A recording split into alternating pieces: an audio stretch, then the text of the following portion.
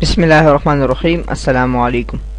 Microsoft Excel में हमारा 53 topic है deleting cells, rows and column. Last topic में मैंने पढ़ा था insert columns, rows and cell, और इस टॉपिक में हम इसे डिलीट करना सीखेंगे। माइक्रोसॉफ्ट एक्सेल को ओपन कर लेते हैं। अब सबसे पहले हमने इसमें से एक रोज को डिलीट करना है। इस रोज को डिलीट करने के लिए हमें क्या करना है कि सबसे पहले इस रोज में आके किसी भी सेल पर क्लिक कर देंगे और सेकंड डिलीट की कमांड पे क्लिक करेंगे और यहाँ से हम डिलीट शीट रोज यानी शीट की रोज को डिलीट करना है। तो यहाँ से देखें हमने एक शीट की रोज को डिलीट कर लिया। अंडू कर लेते हैं इसे।